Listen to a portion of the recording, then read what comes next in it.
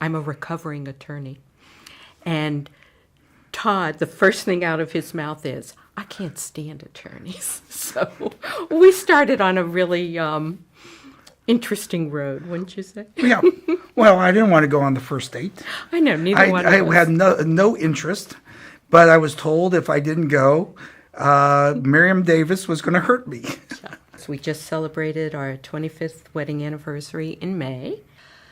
When I was first diagnosed with cancer, that was August 4th, 2010. People talk about things that make your blood run cold. That definitely did. I got in the car and I called Todd, and I was physically shaking.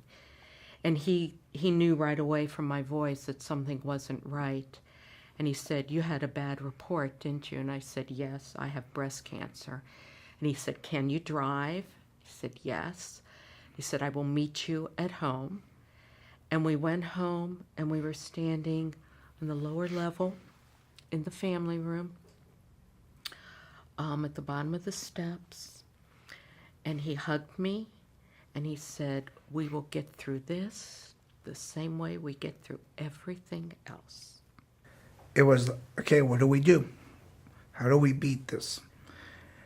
And my thoughts were,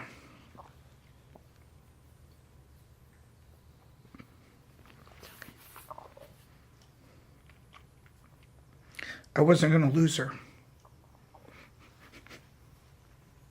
And you didn't.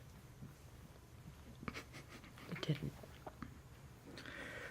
I went to the oncologist. He said, Todd, you don't have to come anymore.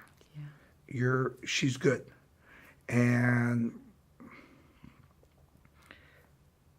that might have been the first time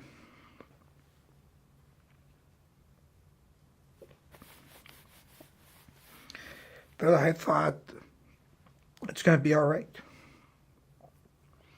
I was diagnosed with ovarian cancer, and so after I had the hysterectomy, Dr. Callahan came in and said, yes, it was cancerous. But at that point, I felt like we had gotten it all.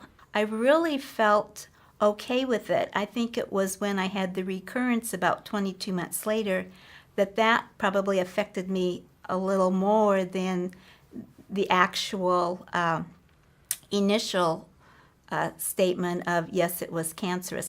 In March of this year, the doctor set us down, and early March, and on a Tuesday morning, and said that I no longer have hope of curing you. I'm just trying to keep you comfortable. I'm using the chemo to keep you comfortable.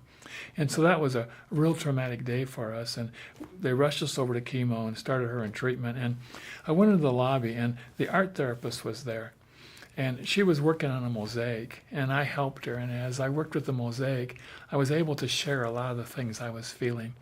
And she was just a tremendous encouragement. But I was able to talk a lot and get a lot of the concerns off my chest that day that had just arisen from our meeting with the doctor.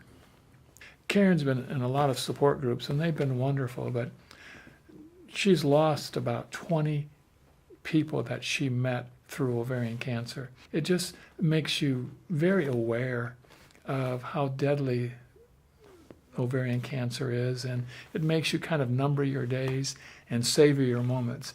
Our doctor set us down just a couple weeks ago and said, I can't believe it. It's a miracle that your score, your CA-125 score has gone from 26,516 down to, it was what, 136, Karen?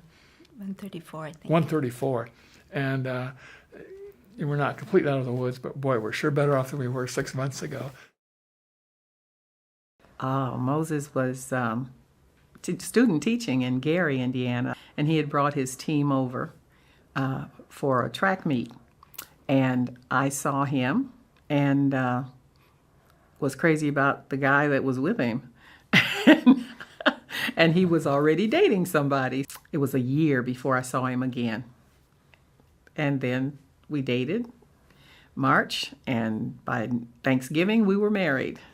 It'll be our 53rd wedding anniversary. It's probably a wonderful 53 years of my life. Thank you, Moses. I think the same thing. My mother was one of those people she didn't want the C word. She wouldn't say cancer.